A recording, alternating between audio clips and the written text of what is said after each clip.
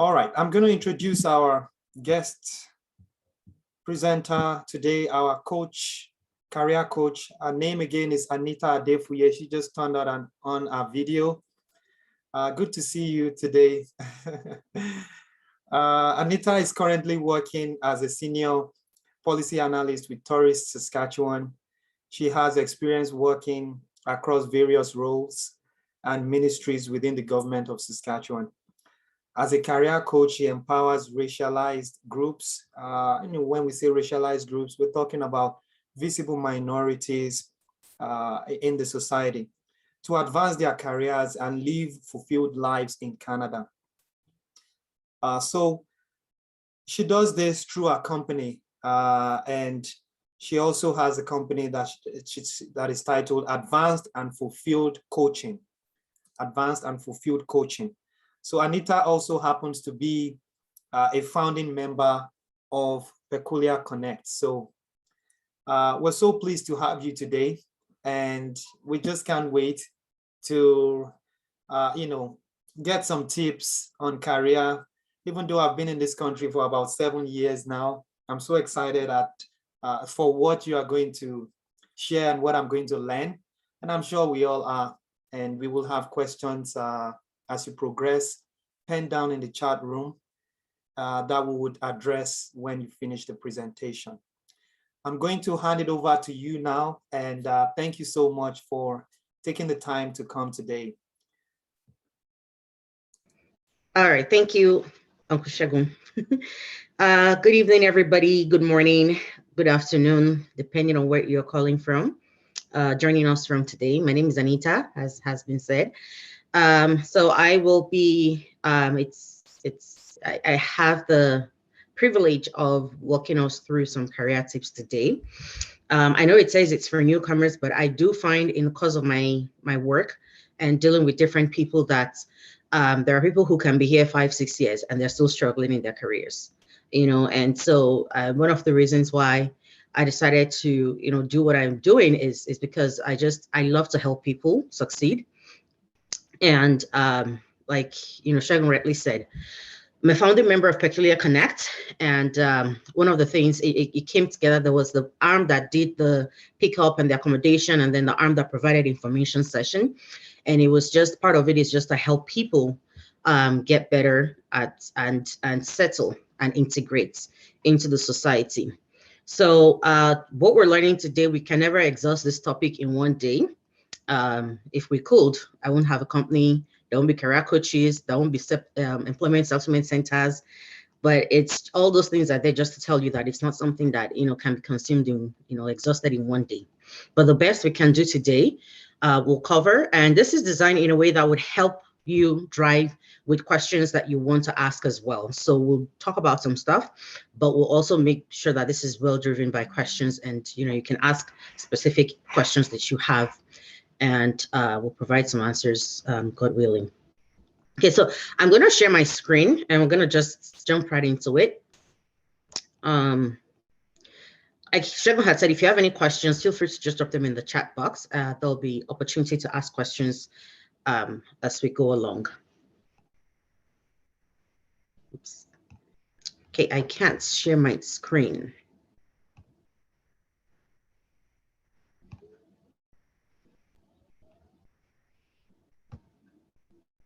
Can you try now? There we go. Yes, it's good now.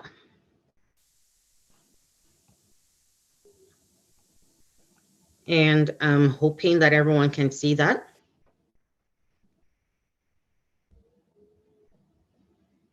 Yes. Okay. So, all right. Okay, so let's get started. Okay, so welcome to this information session. As you're aware, this was put together by Peculiar People's Parish of the Redeemed Christian Church of God, right here in Regina, Canada. And this is a unit that is dedicated to welcoming newcomers and helping you transition. But much more than that, it also helps you with providing information that are needed per time. So yeah. So I don't know if you can just let me know in the chat box if you're already in Canada or you are yet to arrive. Can we just quickly know? We'd just like to get a sense of. I can see some people and I know you're in Canada, but if you're yet to arrive, let's just know very quickly. I can't see who is saying what, so I'll rely on you, Shegun, to just help me part time to figure out who is where. Okay, so what we're going to be talking about today and what you can expect, we're going to go over some tips on how, just some general things to guide your overall living in Canada, and just even in your career. And we're also going to talk about navigating and understanding the Canadian job market. So some things to look out for. We're also going to look at what you need, how you determine if you need to career pivot. Some of us might actually need to pivot careers, meaning you're going to have to change your field. All right. And then we're also going to look at how you grow your network, what you need to do. I'm going to have conversations around all of those things. So that's what you can expect today. But before we go into all of that, I just want to quickly share a little bit about myself, my story. You already know my name, Anita. I arrived.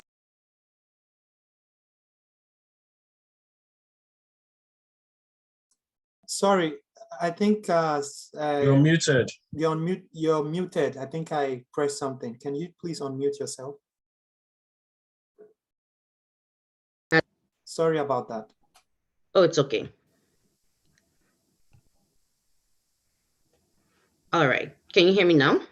Yes, it's good now. And you can still see the screen? Yes. Okay, so I don't know how much we lost, but I'm just going to, start from here again. So I was saying that I arrived Canada 2015 of March 2015. And at the time, I was working with the Nigerian Ministry of Foreign Affairs. I was a diplomat. And so, like many of you or some of you, it was my dream job at the time. Quite frankly, it was what I always wanted to do. Even as a child, I talked about it a lot. But then I decided to stay back here a little bit and test the waters to see what kind of jobs I could get if I chose to stay back, because I wasn't sure if I wanted to be here. And so I stayed back and I was trying to apply for positions, and boy, I was really shocked. Nothing was happening. I was getting interviews, quite frankly, which told me that the problem was not my resume, but I wasn't getting any of the jobs. And I'll walk away feeling like, wow, that was a very great interview. Everybody was smiling, they were happy, at least they looked happy, but I never got anything. And if you're already here and you've been in that place, you probably can relate to this, where the more you keep applying and not getting any yes, the more your confidence starts to erode, and eventually I settled for my very first job here in Canada as a McDonald's team member. Don't let the fancy name fool you. I was cleaning tables, I was scrubbing floors, I was washing toilets and doing all of that. I was, like it was horrible. And one of my very first aggressive racial slurs was right on this job. So it was a lot. But I'm not going to go into the details of all the other jobs I've worked since then. I'm just going to jump into what I do today. And today I'm a senior policy analyst with the Government of Saskatchewan's current corporation called Tourism Saskatchewan. And it's similar to what I do as a diplomat. The only difference is that I was focused on foreign policy, and this is focused on, just generic policies, which is great. And I've worked at different ministries and different organizations in different portfolios: energy policy, mineral taxation policy, and now I'm with tourism, dealing with tourism policies and all of that. So I'm also the CEO and founder of my company, Advanced and Full Coaching Company. Like it was mentioned, the things that I learned over the course of the year is what I'm now teaching to people to help them, bypass all of the things that some of us went through. right? And that is important because I believe in the fact that, you don't have to make the same mistakes that someone else has made. If it took me 5 years, I want to see it take you 5 months max. If it took somebody else 5 months, it can take you 5 days. And these are all things that, different people have experienced. So I also mentor and coach at the Aquila People's Parish. I work with teenagers, and I it's one of the best and fulfilling jobs that I can ever ask for. And I'm also a writer. So some of you may have read some of my articles on LinkedIn or on my passion projects on my website at loudsilences.org. But the most important thing that I do, that I enjoy the most, is being a wife to my husband, being a mother to my children, and I'm a lover of Jesus. My faith is very central to who I am, my identity, and I carry it wherever I go, and I wear it like a badge because I'm proud of who I am as a child of God. So if you're not a Christian, it's okay. This is open to even non-Christians as well. Anybody can benefit, but this is part of who I am. All right, so let's jump right in now that we know each other, or at least you know me, and you have a good sense of where I'm coming from, what my journey has been. I didn't just arrive and then voila, I got a job, and then but there are processes that I've had to learn. There are things that I've had to understand along the way. And so I just want to give you a general rule of thumb, that will guide your posture in this country. And the reason I'm talking about this is because I see a lot of people, get into trouble for things that on a normal day shouldn't look like a big deal, but it is a big deal. And this is important because you're coming from a culture, and you're coming to a new culture. If you don't understand the modus operandi of the new culture, you'll find yourself in a lot of trouble. And in sometimes dealing with either clients or in platforms like this, or even people who just randomly reach out to me on LinkedIn, I get to hear a lot of stories that it's really heartbreaking and could have been avoided. And so just think of this as something to guide you, not just even for your career, but for any and everything else that you're going to be doing as you transition into a new country, or whatever that country might be, even if it's not Canada. So the first thing I want to talk about is be open-minded. Be open-minded. Keep an open mind. An open mind to learning. Keep an open mind to processes and things that you may not be familiar with. All right.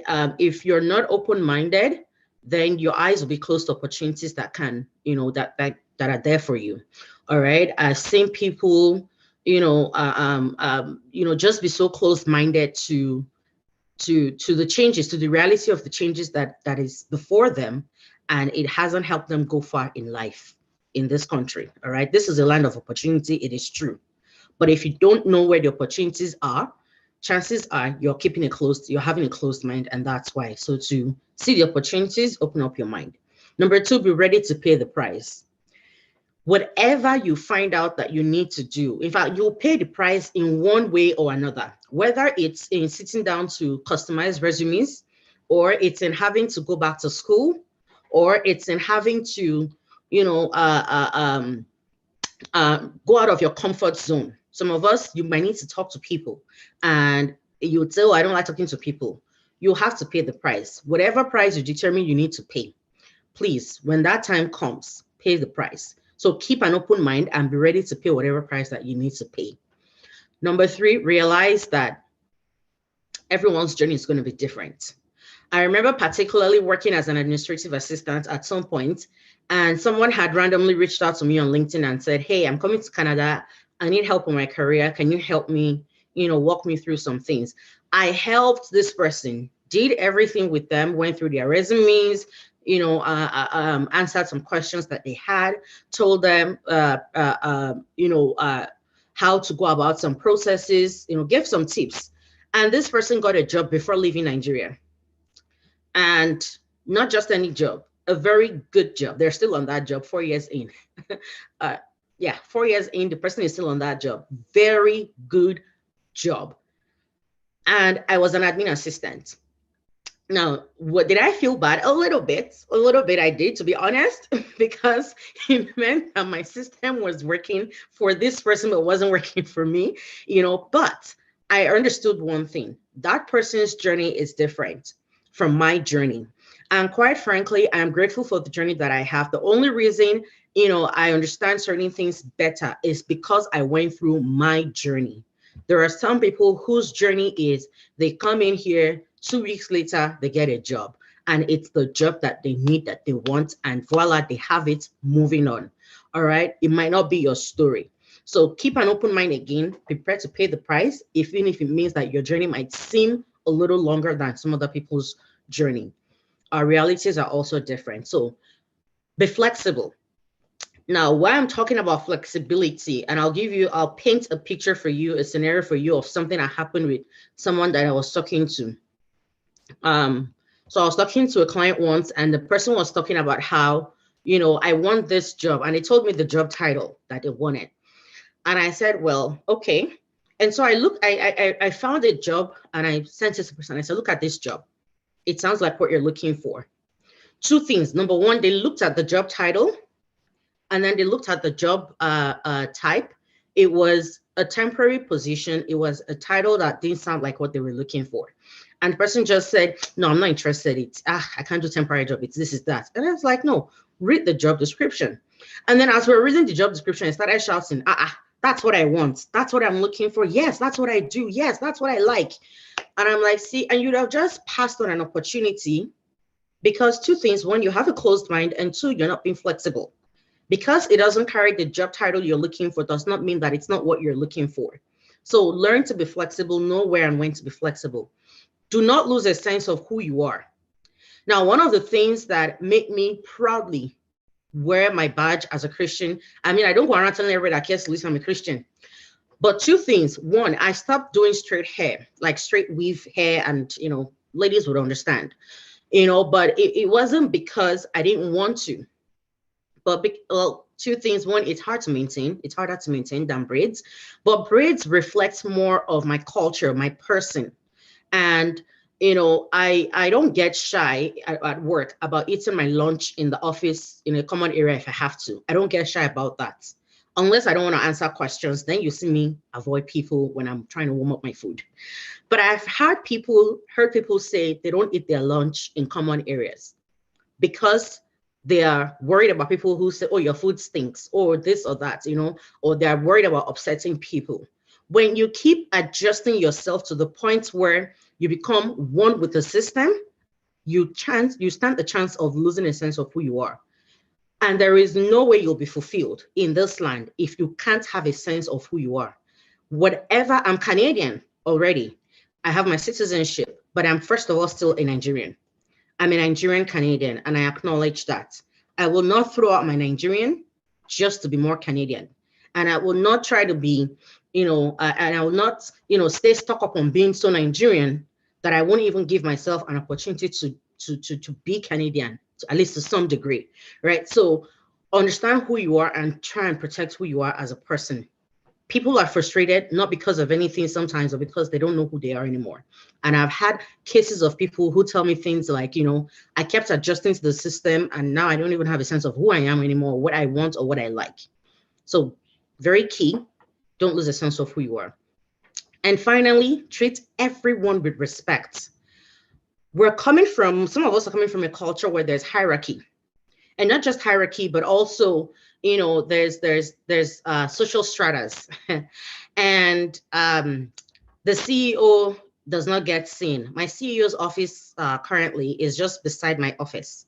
And sometimes he walks past and he's like, hey, Anne, how you doing? And we talk. Sometimes I can walk into his office, and he likes to learn. So he's always asking me tons of questions about Nigeria, about culture and all of that. That's the kind of experience that people have here. Some of us are coming from experiences where that's not the reality. The way we don't mingle with the receptionists. We don't mingle with the admin assistants. Yeah, that might backfire here. And, one thing that happened once, I walked into an elevator and someone else walks in. And I said, hey, good morning. How are you today? And the guy said, oh, I'm good. I'm great. Thanks. And you? I said, good. And then as we're talking, we're just gisting. And then he said, oh, can you hit 15 for me? He was going to the 15th floor. I was going to the 4th floor. It was my first day on that job, I remember. And then I got to the phone, and then he said, "Is this your first?" I said, "Yes." He said, "Oh, what's your name?" I told him. We chatted. It was good. He was like, "Yeah, I'm sure you'll enjoy it." And I'm like, "Yeah, sir, I didn't catch your name."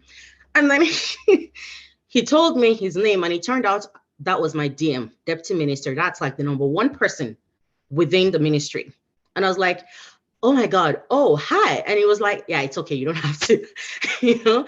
That's how much you just never know who you're talking to. People don't, carry those things on their heads, and you just don't know when you walk into, maybe it's an interview, and the person you just talked to rudely because you saw them cleaning the table when you were walking in, is probably your interviewer. So be warned, be guided, treat everyone with respect.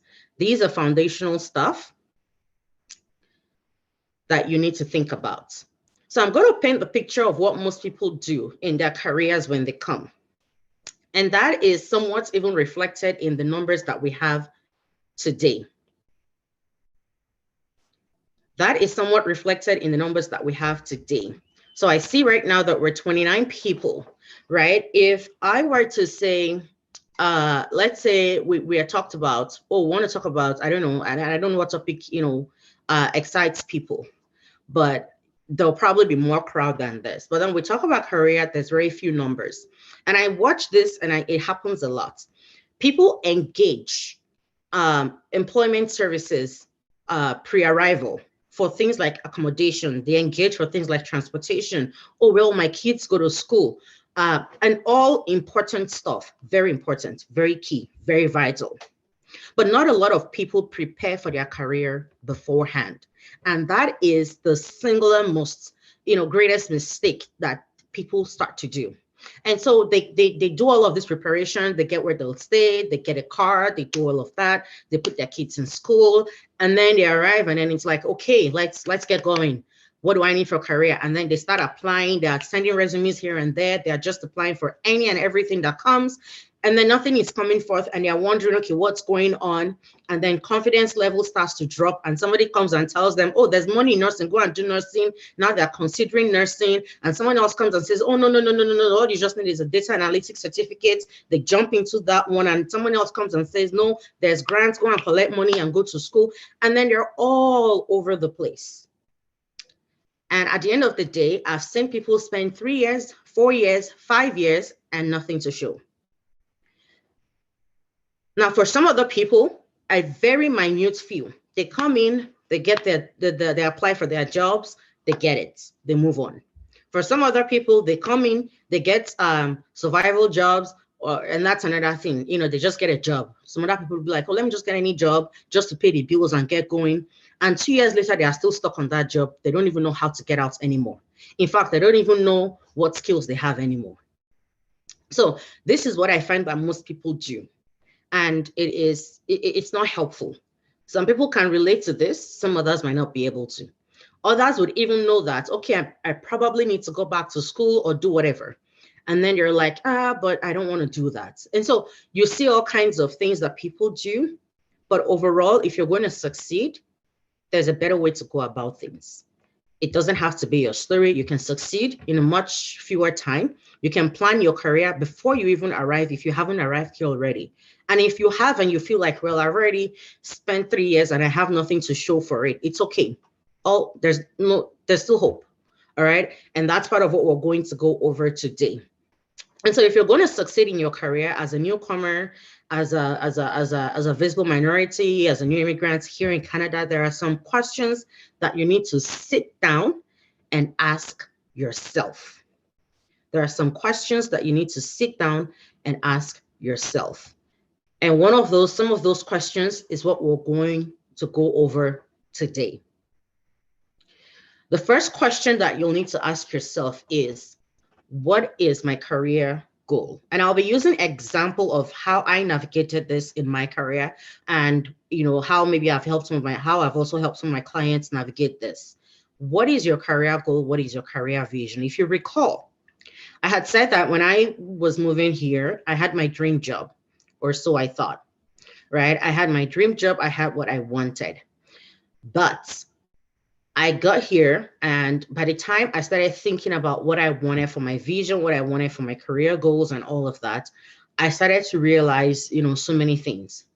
one of the first things that I realized is that career is not linear. And I want to leave that with you. Career is not linear. Put that at your back pocket, because it will come up a lot as we go along.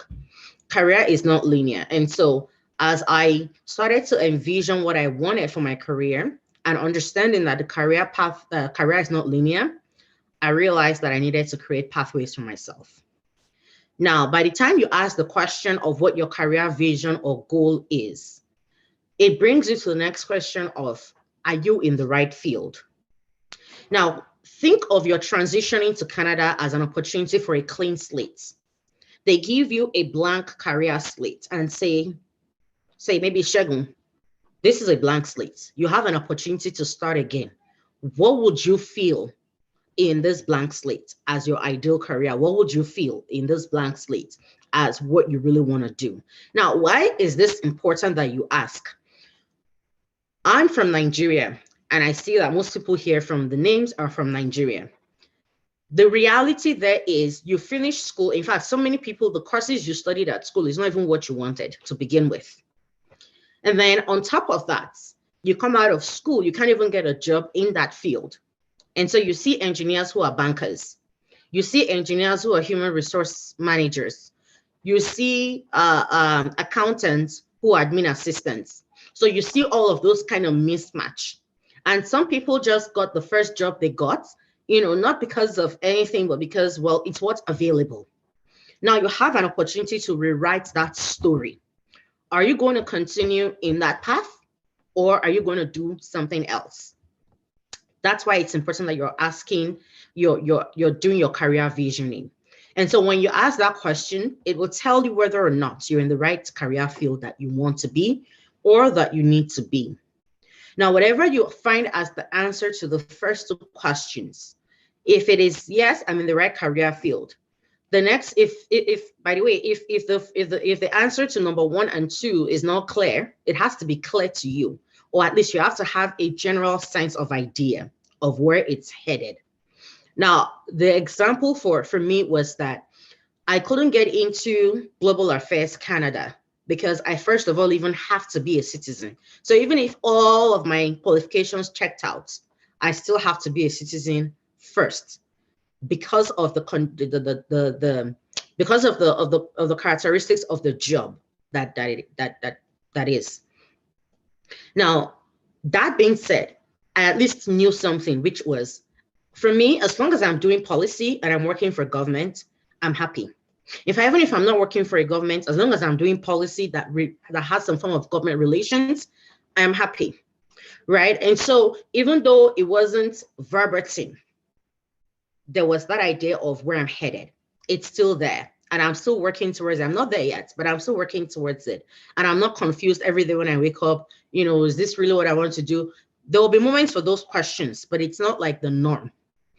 Right. And so when you answer, if you can't answer the first two confidently, then maybe you and I need to have a conversation. All right. So when you answer that question of, if you're in the right field or not, and the answer is yes, the next question you need to ask yourself, is that profession regulated in Canada? You don't want to know how many times it aches my heart that I see someone coming and they're saying, oh, I'm an engineer, I'm an accountant. And then I ask the question, okay, so where are you in your license, in attaining your license as an engineer? Or I hear things like, and they look at me blank, or I hear things like, I did not know that my profession was regulated before I got to Canada. If I had known, it blows my mind because it seems like it's something everybody should know. Unfortunately, not a lot of people know. And you can find out that information. I'll quickly just drop the link for, if you're in Saskatchewan, where you find the information in any province within Canada differs. If you're in Saskatchewan, you want to go here. I just shared the link on the chat box there to figure out if your profession is licensed, if your profession is regulated, because if it is, then you're probably going to be having a whole different conversation, and we're going to talk about that as we go along. Now, Whatever your profession is, if it's not regulated, then you want to ask the question, is your job description and requirements universal? IT, and by IT, I mean information technology, is information technology anywhere in the world. Project management, there is one licensing body and it's universalized. Engineering is not, engineering in Nigeria, for instance, is not engineering in Canada, because processes differ, structures differ, standards differ. Medicine, it's not the same. And so you begin to even see, some of those distinctions that occur. And people don't sit down and ask themselves those questions. And these things not answering these questions for yourself can be roadblocks for you in your career. If your job description is universal, all well and good. So for instance, like the guy that I was talking about that, while I was an admin assistant and I helped and he got a job, he was in IT, supply chain management, and by the time he did some of their, I think he had some of the courses certifications that he needed for that position. He had the right experience. And so it was easy. It was a straightforward thing. And there will be some positions and jobs like that. It's just going to be straightforward. If you're a customer service representative, you're a customer service representative. If you now choose to go on and get additional education or certification, it's discretionary and maybe just to increase your chances. But then there might not be requirements in that sense. So if your job is universal, then the next step really is start applying for jobs. But we'll talk about what that looks like as well as we go on. If your job description is not universal, then you want to know, what are the different components to it? Which then will bring you to the next question of, if, for instance, your job is regulated, meaning that you might not be able to practice in that field right away. And regulated means that you're required by law to get a certification before you can practice that profession. So if you're a teacher, no matter how many donkey years of teaching experience you have, no matter how great the school was, you need to get your certification here in Saskatchewan, and it differs from province to province. If you're a nurse, you're a doctor, you need to get those certifications. You need to write your license exams and whatnot. Now, if those are your situation and you can't practice in your field right away, what you then want to do is create career pathways for yourself. And what that simply means is, while I can't practice as an engineer right now, but I would love to continue being an engineer, what kind of job can I do in the meantime that positions me to get the skills that I need to function as an engineer when the opportunity comes, when the time comes, and at the same time keeps me abreast of what's going on and puts me in the right place, skill-wise, experience-wise, and I won't be frustrated. So you want to create and understand what those pathways are. For some people, it might be that as you begin to do what I call a skill mapping and skill pooling, as you begin to do that, you realize that, okay, I have skill sets to go into project management in the meantime. I have skill sets to maybe go into to be an educational assistant in the meantime, if you're going into teaching. I have skill sets to maybe go into customer service in banking in the meantime, pending when I become a financial service representative.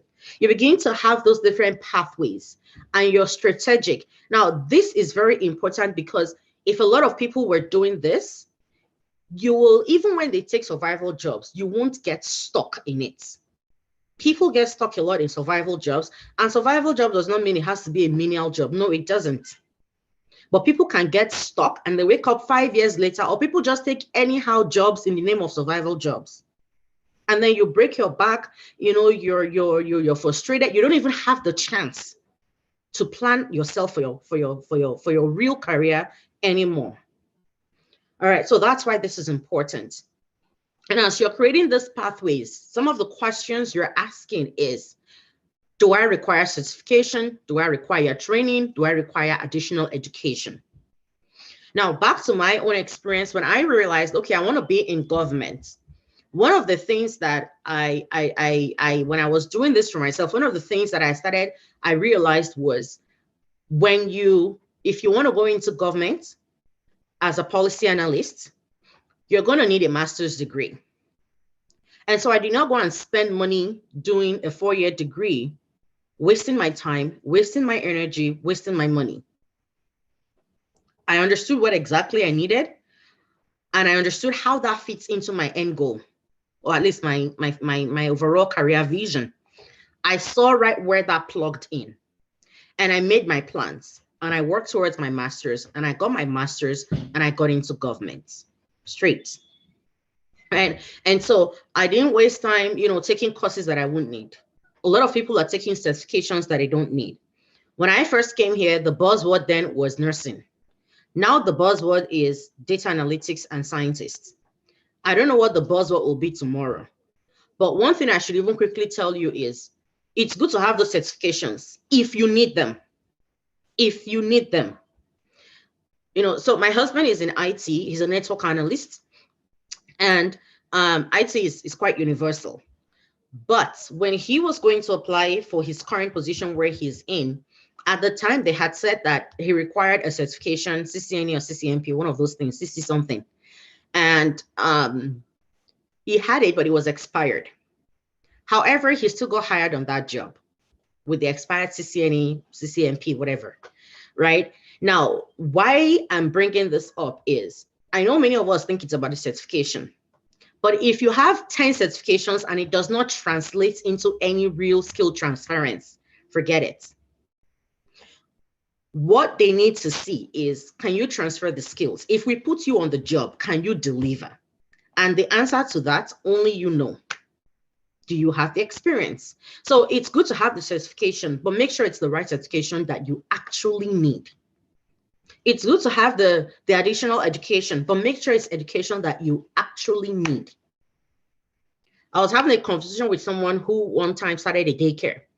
And, she kept, dragging it out. And I said, hey, come on, what's going on with you and this daycare? She said, oh, I have to get my ECE certification first. And I said, no, you didn't need to. She didn't know that.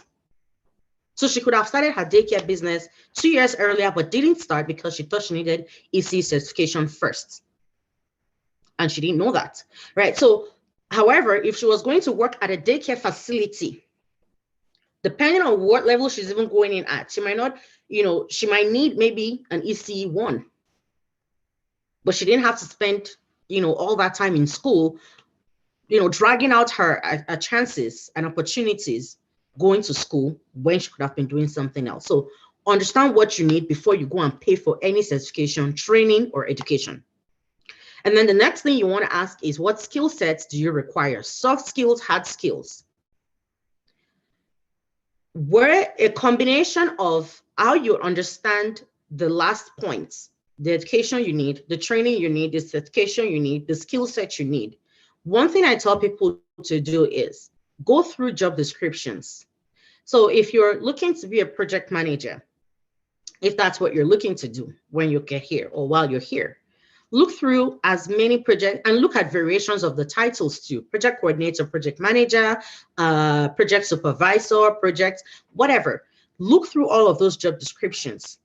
Note the skill sets that they're asking for.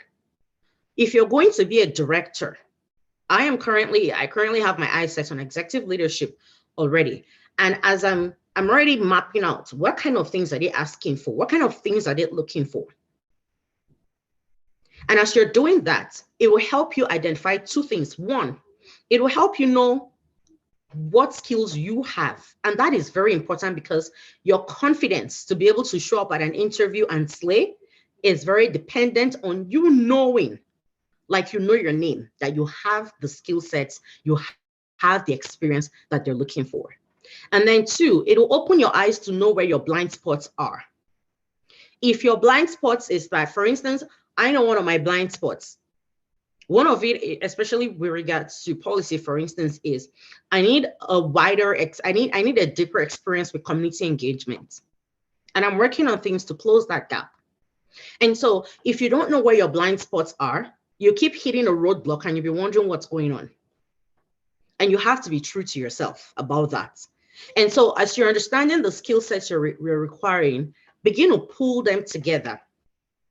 It will also help with your resume and make it easier for you. Pull your skill sets that you require, do your mapping, know what you'll need, and then begin to check off the ones that you have. And then look at the trends in your career field. Some people, I was looking at Saskatchewan Job Outlook for labor demands.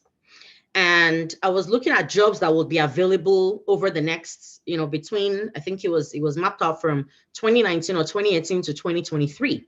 And I was looking at what areas of job will be opening. Oh, and by the way, for those of you who might not be coming in on SIMP or anything, those kind of information is very good for you to determine. If you're coming in on a federal program, it's very good for you to determine what kind of province to go to. Because if you're, for instance, and I was looking at that and I laughed at something because I saw petroleum engineers and it was minus something. So meaning that even those that are currently there are likely to be losing the jobs anytime soon. That's what that means, So you want to understand, what are the trends saying? Because even in understanding the trends, you also know part of your skill gap and blind sides that you need to close. So understand those trends and outlook in your chosen field. In fact, some of you, by the time you understand the trends that are going on in your chosen field, you may realize that you need to pivot your career and look at something else. And then finally, what kind of life do I want? So when I started taking my career transition seriously and putting in some steps and plans to help myself get to where I needed to be, one of the things that I asked myself was, how much money do I want to earn on my career? It's very important. We don't think about it. Look, passion is good. I'm a very passionate person. I have passion projects. I have things that I do that I don't get paid for. I don't get paid for my time here right now. I have things that I do that I don't get paid for, but it's my passion. I love to do them, but passion won't put food on the table. Passion won't pay the bills. And that's a sad reality. It won't pay the bills. Passion by itself won't. Passion with solid plan, to implement, to bring in money, will put food on the table, will pay the bills. And so, for instance, if you say, oh, I want to be a teacher and that's what I want to do. That's what my career goal is. I want to be a teacher, period. But then you're also saying, I want a 6-figure income in my career. I mean, there's a disconnect there. Because the truth is, we all know teachers don't get paid 6-figure income. They don't. Right? So what that tells me is that you're likely having to think of something outside of teaching, or think of how you position yourself in a way that you're able to make that income, but you can still teach. Or maybe let's say you, because I know like for me, for instance, one of the things that I wanted in I don't like, I'm someone who likes to plan myself ahead. And so anything that won't give me that flexibility, I avoid it. And one of the things, and I also love, volunteering at my church. I love volunteering in my community. I was sitting on the board of my kids' daycare. And so I like to give myself opportunity to do those things. I work with teenagers. Teenagers they can call you at any time. They just call you. It's how they do, and I like to keep some flexibility to be there for them if they call, if they need me. And so I quickly understood that things like shift work, it won't work for me. It won't, given the kind of lifestyle that I wanted. I want defined hours. For instance, when I worked at McDonald's, I didn't mind the hours. It was 11 p.m. to 7 a.m. I didn't mind it because it was consistent. So even though I didn't really like the consistent odd hours of working, I still didn't mind it because it gave me some stability in terms of, and I could plan myself around that timing. But you see, some people say, I think I was talking to one of my nursing friends, and she was getting frustrated about, I don't like the fact that, they just change our schedules anyhow. And I'm thinking, but it comes with a job though. Didn't you know before you went and studied nursing? Right? And so those are the little things that people don't ask themselves those questions. If you're a mom and you say, I want to be there for my children, I want to be at home in the evening as they're getting back, then, maybe you should be thinking about a different kind of career field than where you are. I'm currently in an out of scope position. It's stretching for me. An out of scope means that they'll tell you hours are undefined and they can call you into work. If I work overtime, I don't get paid. I've worked overtime almost every day in the last 3 weeks at the very least. On Thursday, I didn't get home until about 10 p.m. Nobody's going to pay me for those extra hours. And one of the questions that I asked myself is, okay, this is where I want to go. This is what I want to do. I know what I need to do to get to that place within this time frame. And I have my timelines that I'm working with, and God helping me, I'll get there. And one of the things that I discovered was this. And there are so many times I keep asking myself, do you just maybe want to consider going back in school, where you're getting 1 day off every 2 weeks, and then you can have more time to play around with, where that you're working 8 to 5, end of story. If anybody makes you work any extra hours, they have to pay you for that time, but it won't help me get to where I know I want to get to. And it's not as quickly as I'm hoping to get, right? And so there are those questions that you have to ask and synchronize it with your personal life. If it's not going to plug in together, it won't. Now, another thing too is, if you're going to be in a regulated profession, where this would help you is you will need time, especially if you want to get back in your profession. You will need time to go to classes. You will need time to study. You will need time to study for your exams and write your license exams. Now, if you're in a job where by the time you're done, they have used you and you can't even breathe anymore, how are you going to find the time to sit down and do your studies? And so these are the questions that people don't ask themselves. What kind of schedule do you want? If you're not asking those questions to help you guide your career, you'll just be here, there, and everywhere. You'll apply to all jobs that there are. And before you know it, every employer already knows your name and your resume. And once they see the name, they just put it aside and be like, this person is not a serious human being. So this, if this is all you have today, trust me, you're good. If this is all you have today, you're good. But it's not all. But these are things that you really need to use as a guide to your transition, especially before you arrive.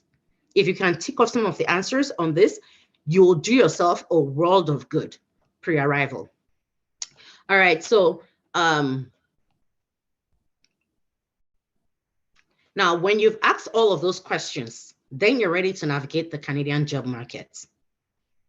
And the first thing that you need to do is be prepared.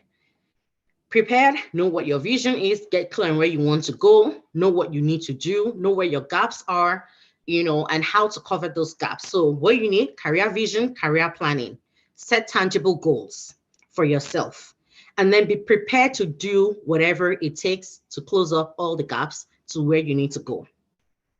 In the words of Jesus to the person who was going to betray him, he said, that which you must do, do it quickly. And now that is to betrayal and to death. And if this is to your own benefit and to your growth, that which you must do, let me borrow those words. I'm telling you, be prepared to do it and do it quickly. All right, so tackle them as soon as you can. Then, what do employers want? Quickly tell me in the chat box, what have you heard about Canadian jobs? What are I know some of the things that I heard. Some of the things that I have heard is, you can't get federal jobs if you're not a citizen. There are some you truly can't get, to be fair. There are some that no questions asked. Nobody will give you if you're not. I've heard things like you can't get jobs if you can't get federal jobs. Some of you have probably heard things like you have to. Yes, they like to see that you volunteer. Good, thank you. You have to self-starter. You have to be a self-starter. Yep. Oh, another one I've heard. Everything is DIY. Do it yourself. Everything is DIY, do it yourself. That's another thing that I've heard. There's different things that we've all probably heard. Oh, and another good one is you have to, if you don't know anybody, you can't get jobs or something like that. You have to know people to get jobs. Some of it can be true. Some of it, it's just okay. And some of it is very contextual, whatever you've heard. I was talking to one of my colleagues, and you can get called for an interview. I saw one. You need Canadian experience. You can't get called for an interview with your native name. Great. We'll look at some of all these things and we'll know which ones are true. We'll know how you navigate some of them. We'll know, what you can do. There's always a way around it. One thing I tell people is one of the things I love about Canada that I've come to realize is that there are laws, but there are loopholes to the laws. It's almost like they intentionally work those loopholes into those laws. So you understand the laws, you understand the system, you understand the process, then you find the loopholes and make it work to your advantage. That's how it rolls. You find those loopholes and you make it work. The process is there. Follow it, it will work. Now, again, but bearing in mind some of those things we've talked about earlier about understanding that your own journey might be different from the next person, even when it's in the exact same situation, right? And understanding that, you need to also give yourself the time that you need to get to where you need to get to. All right, so what employers want, for instance, let's start with Canadian experience. When they say Canadian experience, what are they really talking about? What they mean in those instances is, do you understand? They're not even looking for hard skills, honestly speaking, they're not. Has someone taken a chance on you? Do you understand how the system works here in terms of job? So I know that I had heard some comments about, there was a conversation I was having with someone that I said, you know what, I've heard this a lot from not just you, but from a lot of people. And I committed to saying, I'll do a webinar, a training on navigating workplace culture. The reason I want to do that, that webinar is because, like I said, I've heard a lot of people talk about things like, this happened and then I said this and I got into trouble, and I'm thinking, oh my God, why didn't you say something before? And sadly, I've seen people also lose their jobs on just some of those things. And so when they say Canadian experience, it's not even so much about the skill sets. It's about understanding the system. It's about knowing that you get paid every 2 weeks and you're okay with that. It's about understanding that when you make a commitment to certain things, you've made that commitment, and here people take you at your word on things. So if you're not serious about something, don't just say carelessly. If you say, I will get that report to you by tomorrow, they mean tomorrow. There's no African time. If you say, I'll show up at 6 p.m., it means you're there at 6 p.m. So there are things that they're looking for. They're looking for, overall, they're looking for someone who has been taking a chance on. And here's the thing, present yourself right. Anybody will be happy to be the ones to take that chance on you. That's just the truth. I know one of my jobs that I got, last, okay, by the way, I should say this, I have, over the pandemic from last year, I'm on my 3rd job. And the second one, or the first one now, I remember when I got hired in that position, there were 3 of us that were hired. And one of them had only been in the country for about 3 months. And this was a government position. And you hear things like, oh, government don't hire people that are brand new. It's not true. They do. They can. All right. And they can. Again, that it didn't work for numbers A to R does not mean it won't work for numbers S to Z. All right. So, and so that's for someone like that, he got the job, right off the bat. So just a couple months in. But one of the things that I know that they're looking for is that someone took that chance on you. And that when they've taken that chance on you, you understand how the system works. And when you understand how the system works, you're able to present yourself in a way that translates your experiences and your skills to what they're looking for. And so, for instance, and that brings us to the next thing, which is personal branding. And that's your resume, your cover letters, and how you show up at interviews. When you know that, okay, in this industry, this is the language they use. I've reviewed resumes where sometimes I'm like, that explains a lot. Not because they didn't have the skill sets, but presentation mattered. How they were showing off the skills mattered. Now, and this is why I said do a skill pooling. Remember, we talked about that earlier. By the time you know the kind of skills that they're looking for, you're reading through different job descriptions, you see the different things that they're asking for. You're taking note of those things. You want to now go back into your own experience. Go as far back as you can and dig out, including volunteer experiences. Yes, including your volunteer experiences, and then begin to map out some of the skills that you have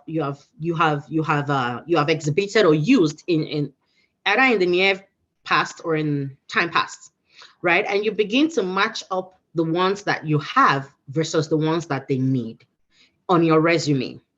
You take those things that are needed and then you make your customized resume to that job. When you already even know what you want and what areas that you want to focus on, you won't be applying here, there, and everywhere. That idea of applying here, there, and everywhere, it creates overwhelm for people and they might not even realize. It will create stress for you. So if you know, I know one person, as we're talking, you know, she was even good. She had done a lot of her own pre-homework, and I was really impressed with that, I must say. But one of the things that I knew that she knew for sure was I was either going into internal audit or I was going into quality assurance. And I know that quality assurance will give me a segue into internal audit, which is where I'm really headed. And so she was very particular, and so she could create that focus to say, this is what I'm looking for, this is where I'm going. And she can sit down and tailor her resume to internal audit, to quality assurance, and then apply and just tweak little things as the job demands. And so when you know what they want, you brand yourself in that manner. Use the right languages. They can't be asking for, they can't be asking you for things like, say, I mean, if you have equivalents, it's okay to talk about your equivalents. So for instance, you know, if they're asking for things like, if you're a BA or you're a PMP, you know, you want to know things like, like visualization tools. What visualization tools do you have? What visualization tools do you know, right? If you're in data management, for instance, you want to have idea of things like, say, SharePoint, right? And you want to know how to navigate that into your resume. You want to be able to sell that into your resume. Some of us have done things that when you're looking at the job description here, at first it looks like I don't have all these skills, but you do. And I'll give you a very good example. So I remember on I remember one position that I had interviewed for, and they had asked a question around like policy development and everything. This was at the very first time when I started trying to do this. They had asked for, you know, policy development and whatnot, and they had asked for processes and everything.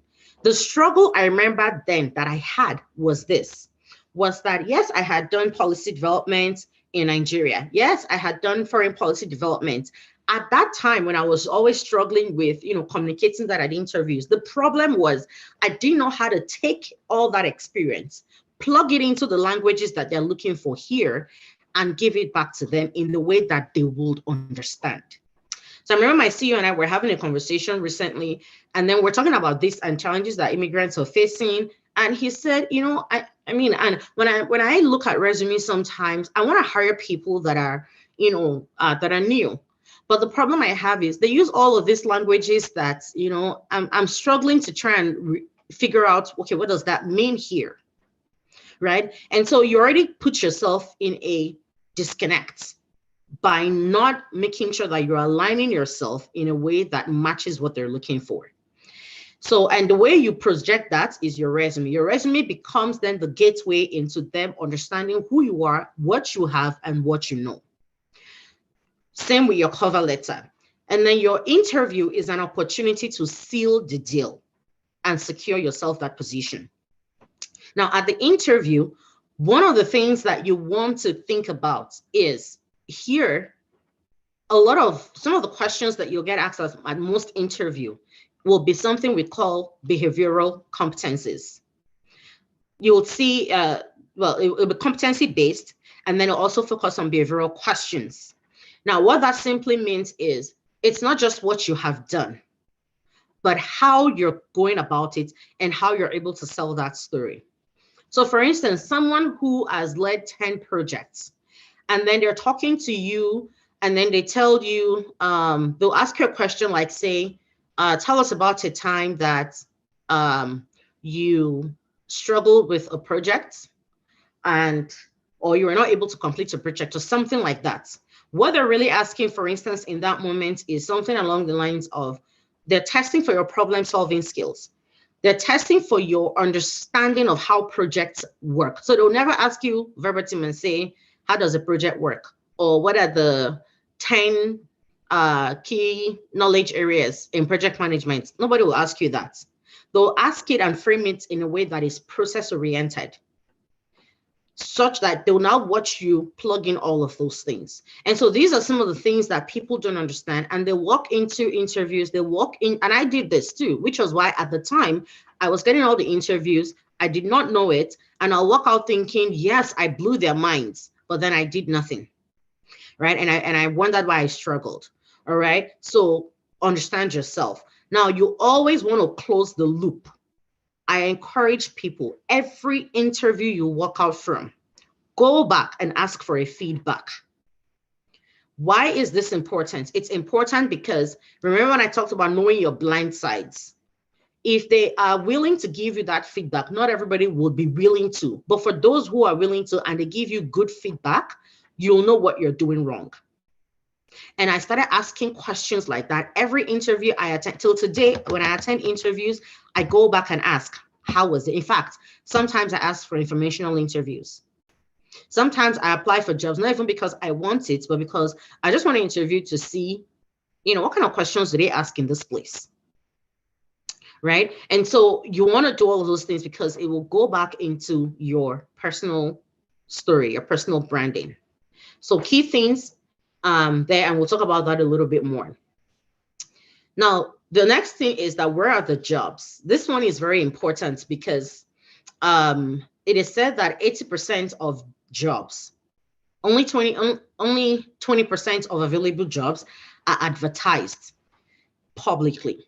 So which begs the question, where are the remaining 80% jobs? If they're not out there, how do you access them? Right? And so, because think about it, for every data analytics person that comes into Saskatchewan, you're all competing for the how many hundred that the outlook says we're going to have in this province in the next, God knows how many, 2-3 years. You're all competing for that same job. Yet it's only 20% of them that are made public. How do you access the remaining 80%? Now, the answer to that ties very closely into the next point there, which is making the right connections. And when you're making the right connections, you're looking for 4 different areas. 1, people who can refer you for jobs. These are not references. These are people who can say, hey, I know this person. And I'll give you a very good example. So, and I know one of the questions that people ask a lot is, I'm a newcomer, I don't know anybody. How do I get to know people, right? Now, chances are at least one person in Canada. Who here knows at least one person in Canada already? At least one person. At least one person. We all don't, right? Good. At least one person. Now, that one person, how many people do they know?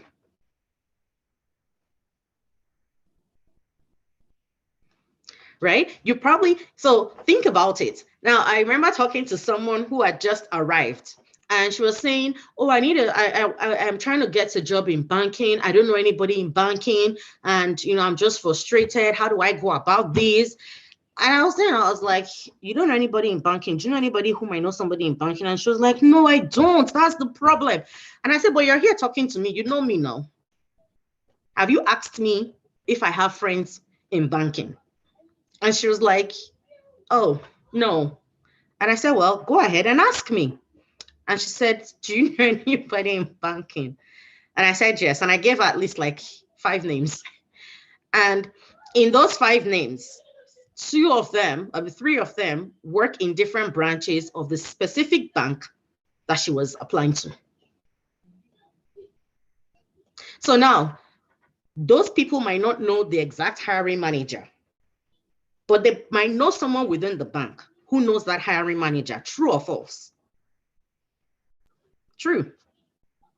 Now, by the time they now talk to the person, so you begin to see that the confusion there is, it has to be people that you know directly. No. Just last week, I sent somebody, I saw a position that, somebody that I've been talking with, and I said, oh, this position will be great for you. And if you're interested, I know someone who works there. I'm happy to ask them to help you put in the referral. And she was like, oh, okay, thank you. And I said, sure, no problem. And I said, go ahead, apply for the job. Here's the person's name. And I talked to the person. I said, hey, there's someone, I know her. She's a friend, and she needs a job. She's new. She needs a job. Do you mind, allowing her use you as the referral? Now, understanding the referral process, let me quickly even help you understand that. Not every organization has a good referral process. Not every organization. That being said, what referrals help you do is, it's not even 100%, but it might give you a leg in, that at the very least, you'll get an interview or a pre-screening exercise. Another example I'll give you, so someone in Saskatchewan, I'm in Regina, someone in Saskatchewan needed a job. I don't even know this guy, to be honest with you, I don't know him. He just reached out to me on LinkedIn and said he's applying for a job at XYZ, and he sees that I have a connection with someone who works there. And I said, okay, great. So I reached out to the person who works there and I said, do you mind putting a referral for this person? She said, well, I don't know. No, yeah, she said, I don't know him. Do you know him? Well, and I said, honestly, I don't know him. So I sent his name out to some contacts and I said, please, who knows this person? And 3 people that I respect came back and so I know him. We went to school together. He's like, this is like this. Somebody else said, oh, we've worked together before. And I said, okay, fine. So I'm back to and I said, I don't know him personally, to be honest with you, but these are people that I know and they know him. You see the link, see how long that link is. This guy got the job. By the time she puts in the referral for him, they gave him an interview. He got the job. So it doesn't have to be someone that you know directly. The only thing is, remember when I said, respect everybody and be nice to people. Because that referral that you need might just be the cleaner that you just talked to rudely because you saw them cleaning. I worked with someone at McDonald's whose husband is a medical doctor. And the only reason she was working at McDonald's was because she just felt like, she said, I love to feed people. And I mean, I have to at least do something and deceive myself that, I'm bringing something to the table. Her husband was not just a doctor, he was a surgeon. So whatever doctors make, it's times that amount. And even doctors make blood money here. So imagine that. So imagine going in there and saying, oh, she's just a McDonald's staff. Yet tomorrow you go, you take your resume to her husband's office and say, I'm looking for a job.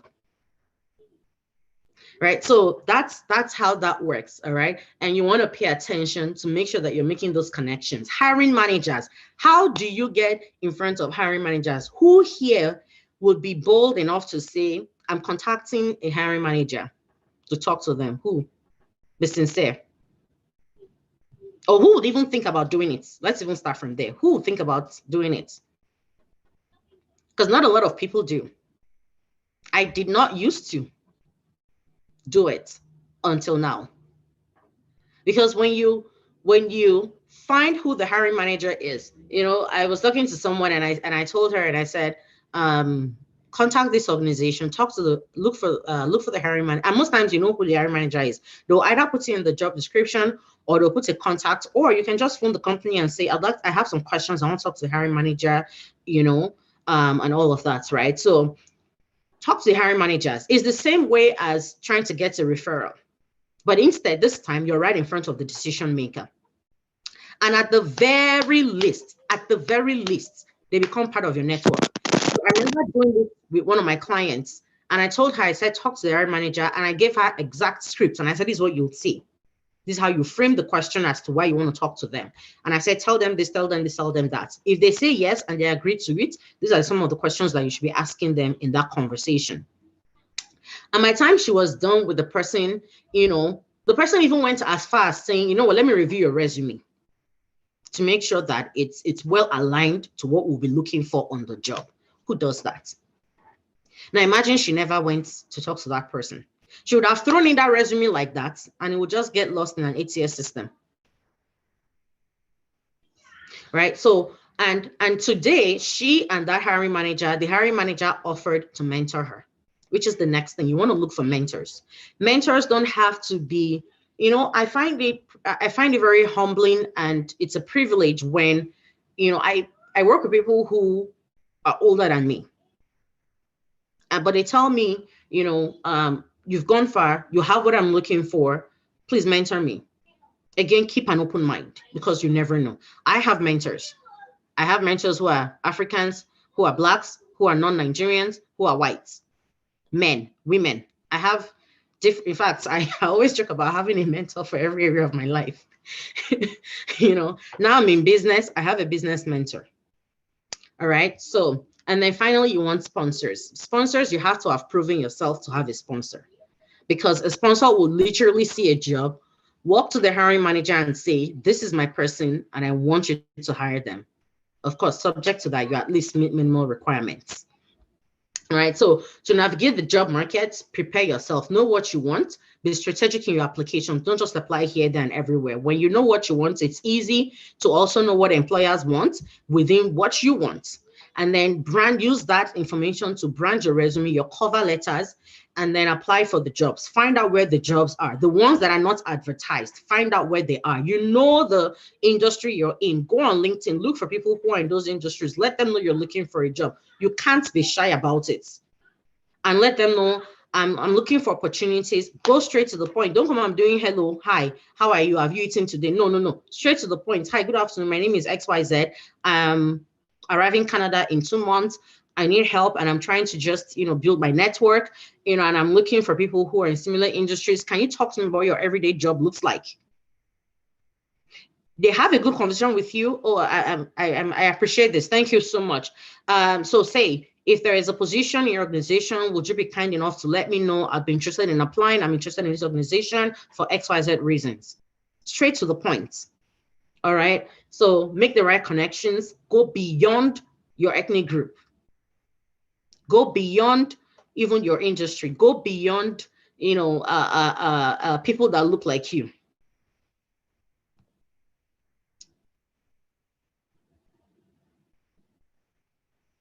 Okay, so I think we went back there. Sorry about that. And then, so as you're navigating the job market and all of that, there are some little foxes that can spoil your vine. And it's important that you deal with those little foxes.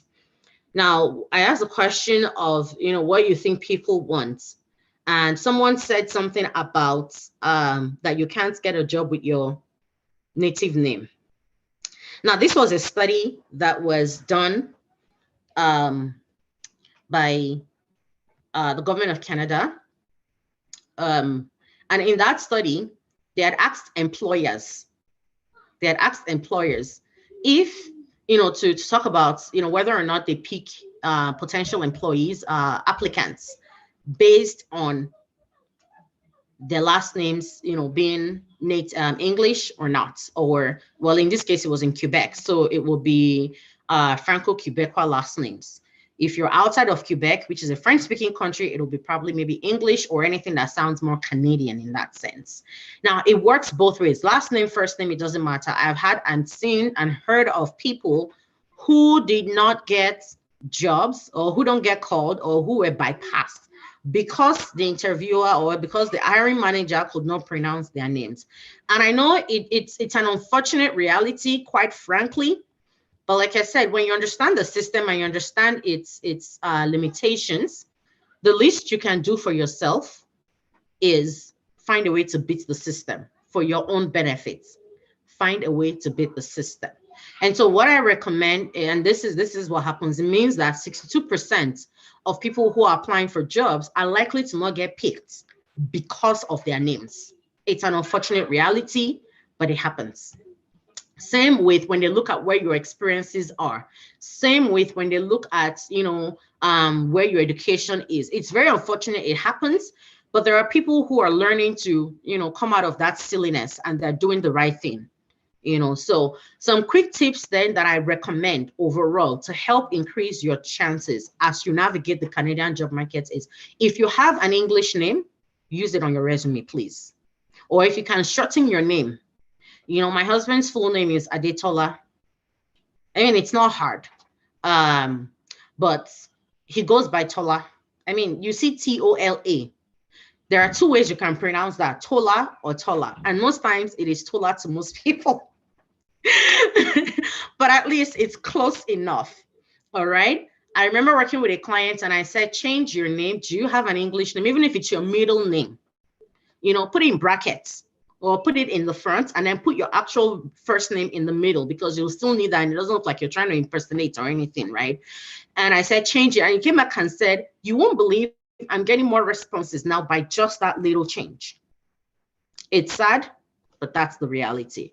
So until you understand how to beat the system completely, do some of, you know, I read about Chimamanda's story and they said that she added Chima, her real name, her parents gave her Amanda, and she added that just to, you know, project her identity, you know, and all of that. And one of the things I believe is until you become a Chimamanda, leave the Chima first, stick with your Amanda. All right. And then the other thing is always run your resumes through resume optimizers. This will help you bypass ATS systems. Lots of places you're applying to, the first person who is seeing your resume is not an individual, it's a system, it's AI. So you want to make sure that you run your resumes through resume optimizers. Target 85%.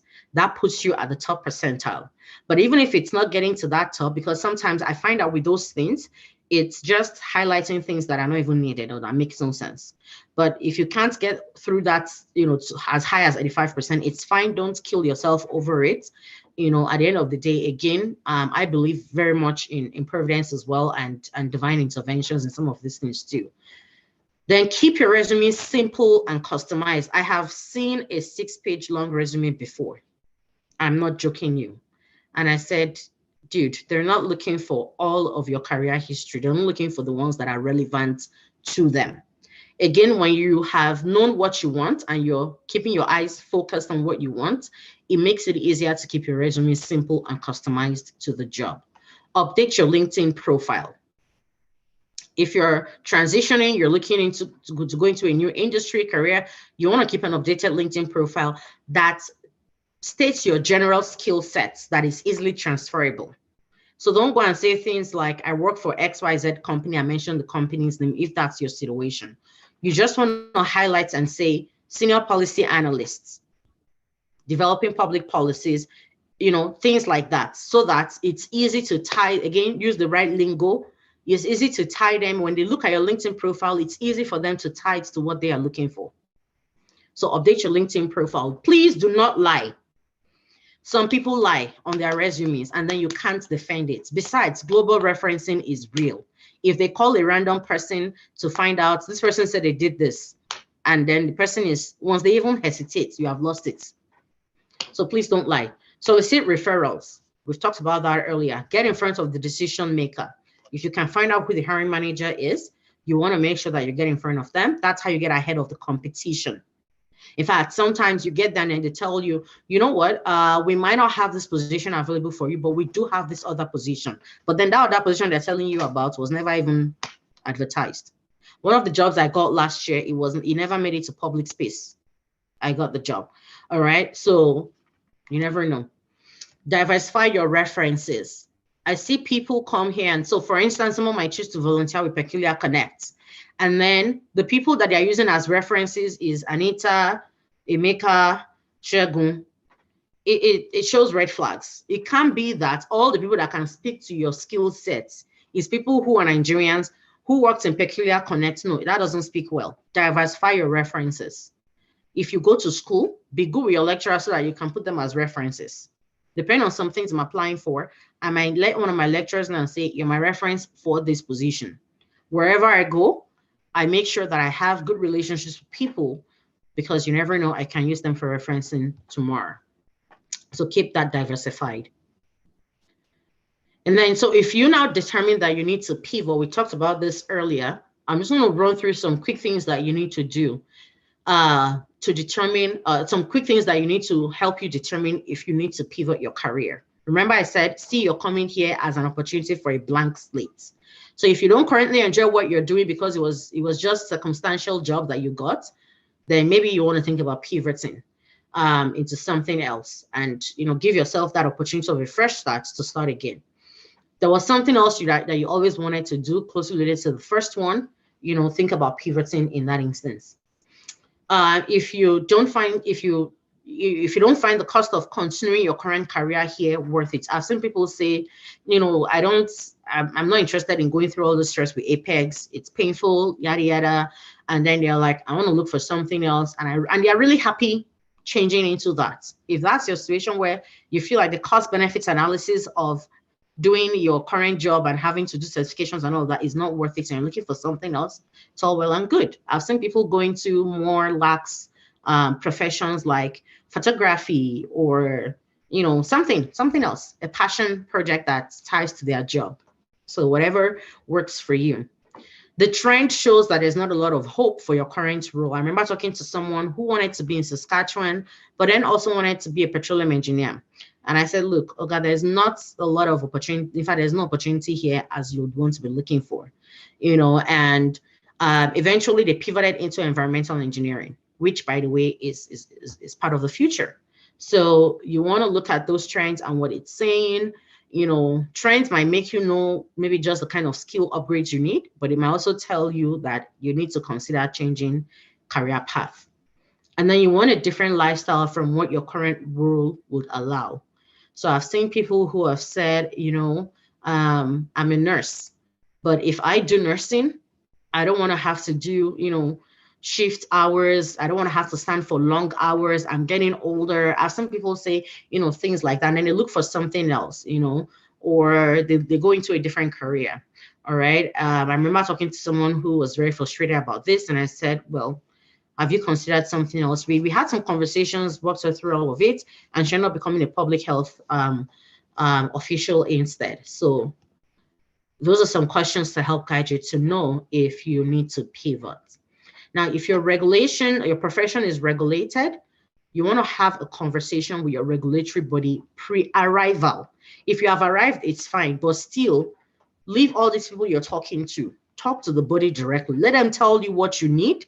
Let them tell you what certifications you need, and let them tell you what you need to close the gaps that they've identified to help you with your license. They'll give you the timelines, they'll give you what you need, they'll give you courses you need.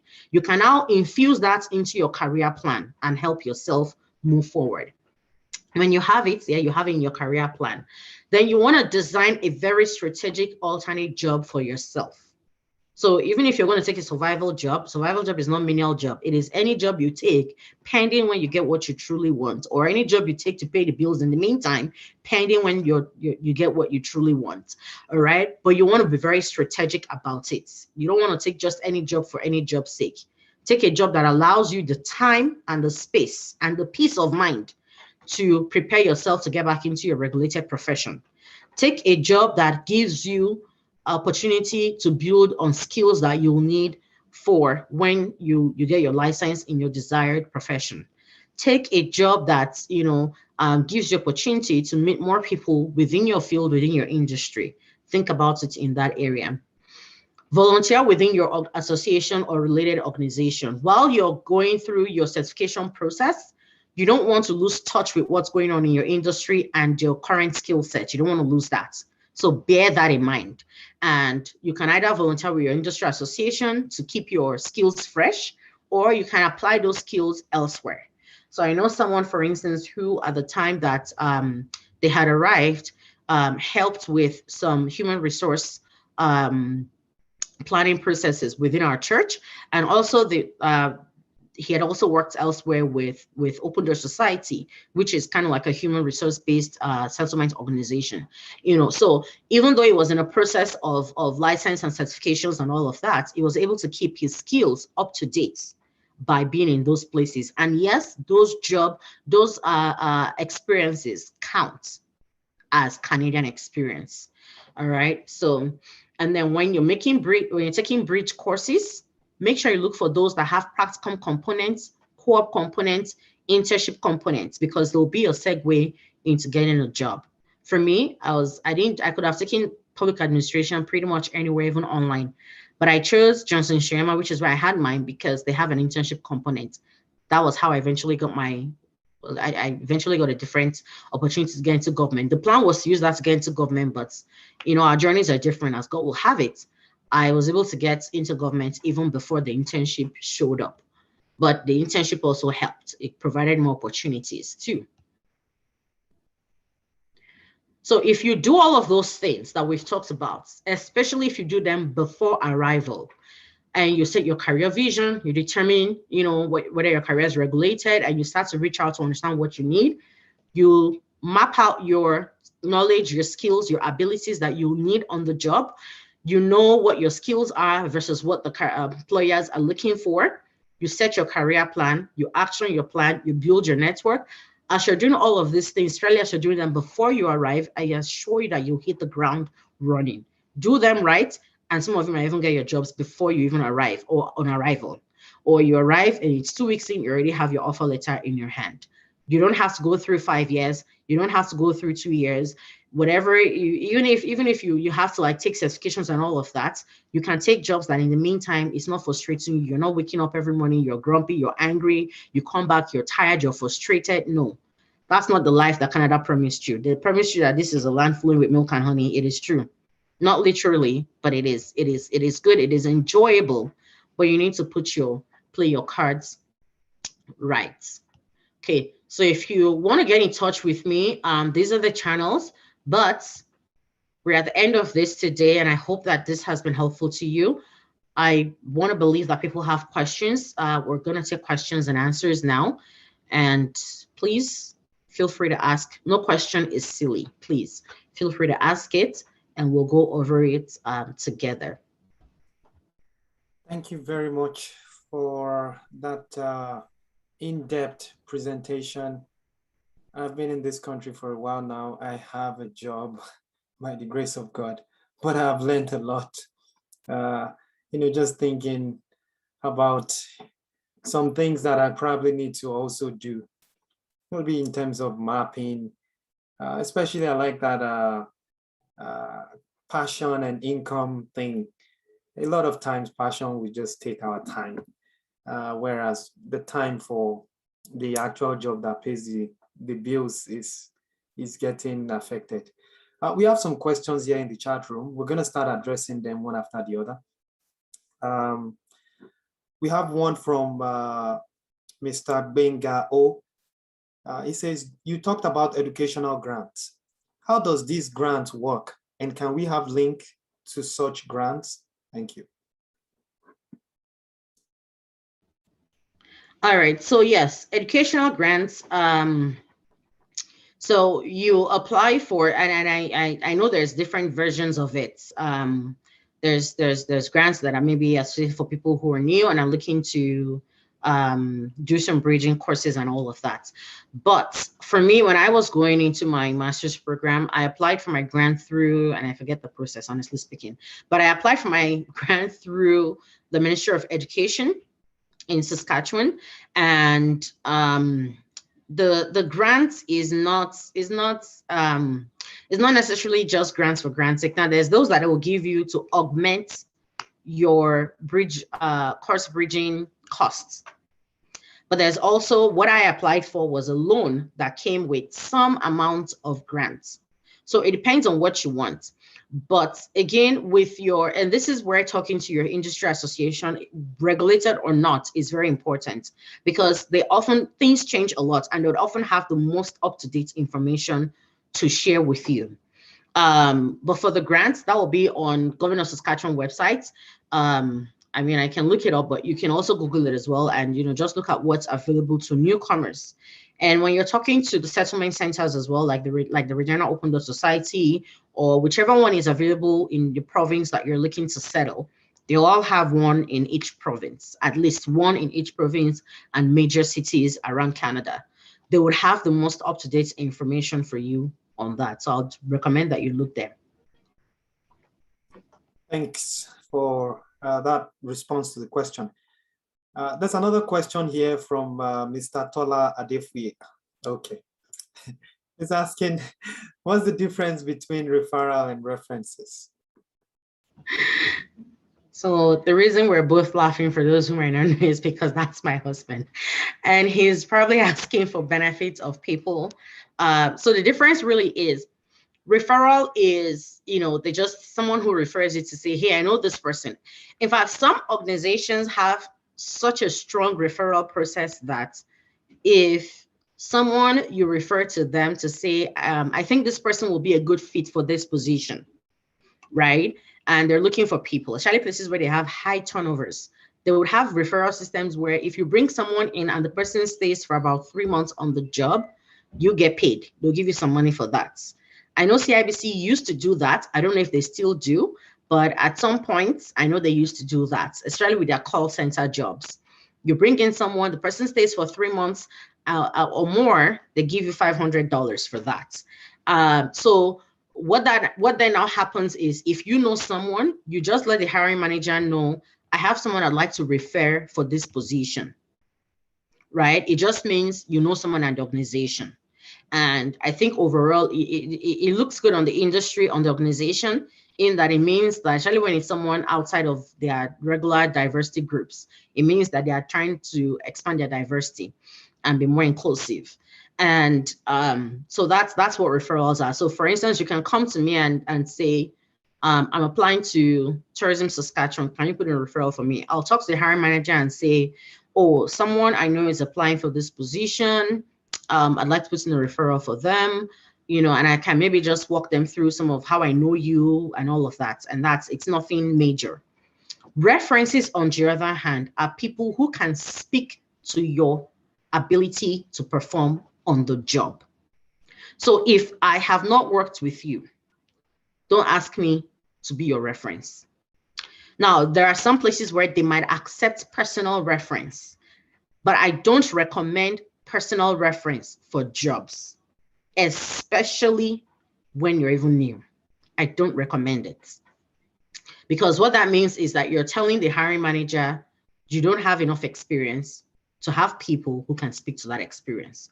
That's what you're invariably telling them without saying it in those words. So references are people you've worked with, and it can be on volunteer too. Don't get me wrong. I'm just saying diversify it so that it's not only all volunteer. So you worked with Coca-Cola in Nigeria. The person you worked with, your supervisor, they want to talk to the person to see how you performed on the job. You worked with, I used to work with CPA. So for those who are accountants, I'm not an accountant, but I used to work with CPA. I was an admin assistant for them. But even at that, some of those requests for, how do I go about my CPA licensing? They came to me, I'd answer the questions for them and all of that. I worked there. When I talked about my research experience, they called my manager to say, did she really do research? And that one would say, oh, yes, she did. She's strong in research. She did this, she did that, she did that. We were happy. These were the results. They can't speak to it. So that's a difference. Referral is, yeah, there's a job, you should apply. And then you say, oh, I know someone in the organization. Reference, I worked with this person. I know their work ethics. I know what they're capable of producing, and I can speak to that if asked about it. And then you put their names, you put their contact as part of your job application submission. So I hope that helps anyone who might have that question in mind too. Okay, thank you very much. We still have a couple of questions here. There's a question from Mr. Ernest O. He said, what is the position of employers when they view your LinkedIn profile and see that you are also a CEO of your personal organization? What's your take on this? Is that question clear? Yes, no, it is clear. It is very clear. And I have my LinkedIn profile also says I'm a CEO. I just updated that just about a couple weeks ago. Now, it depends. So there was a position I was interested in because it had some components or specific competencies that I was looking to fulfill. But I looked at the job description over and over again, and I said, there's conflict of interest with what I currently do for my business.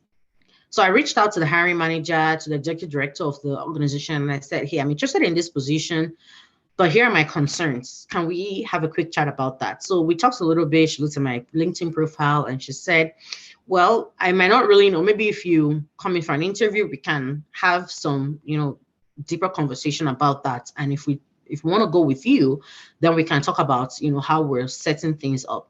But the more I thought about it, I figured, you know what, it's fine. And I passed on the position. I didn't eventually apply. So one of the things that you want to ask or think about is conflicts of interest. And that's what they'll be looking for. If they feel or perceive that there'll be conflicts of interest, right, then they may not even consider you, to be honest with you.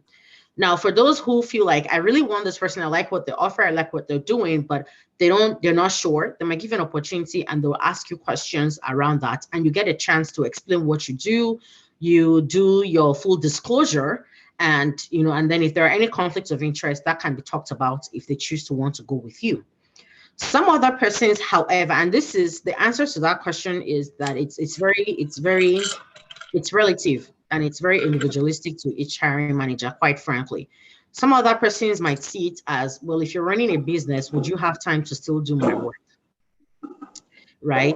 Now, within my organization, for instance, they know I'm running a business. They know I do lots of things in church, outside of church. They know all of those things, right? My manager knows, she's aware. And so I'm more careful to make sure that I deliver on my job, because the last thing I want is to paint a picture for them where it's like I'm too busy doing my personal stuff that my work is suffering, right? And so when hiring managers look at your LinkedIn profile and they see that, those are some of the questions that they'll be asking. Now, if you know that say you're a career coach and you want to work as a human resource manager, for instance, and that's all that you're applying for, and those are the things, then there might be potential conflicts of interest.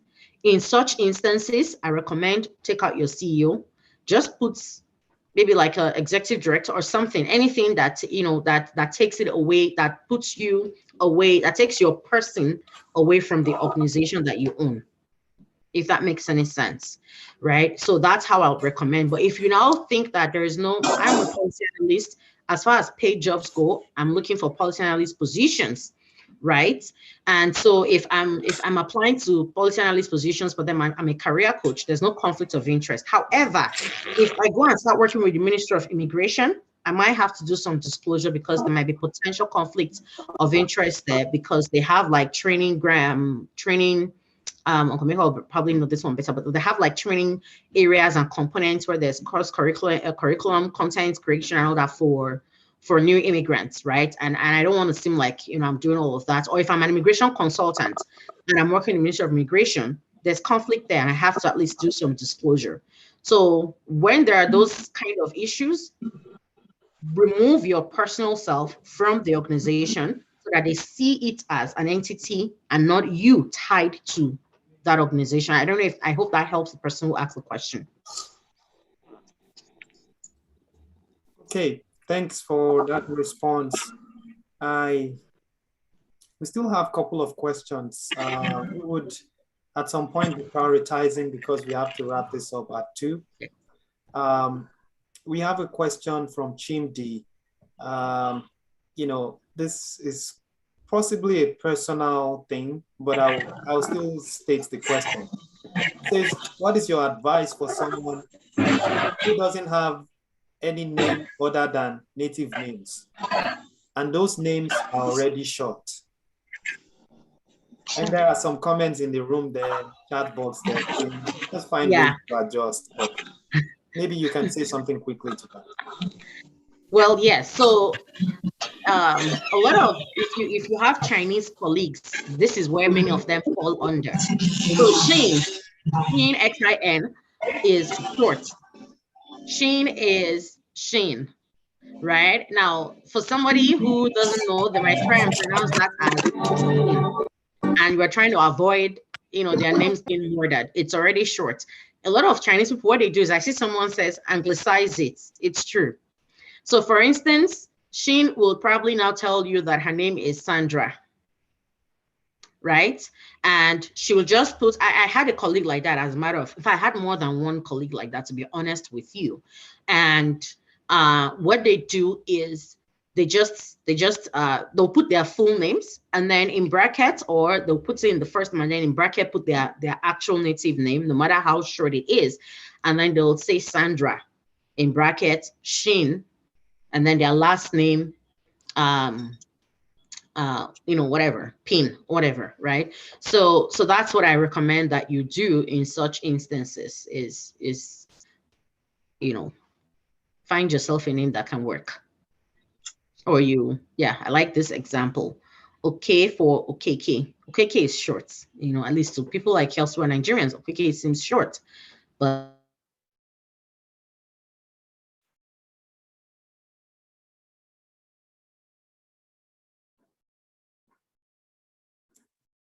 Hello. We just lost you right there. Sister Anita, we lost you right there. I don't know if you can still hear us. Can folks still hear anything? I'm not hearing anything.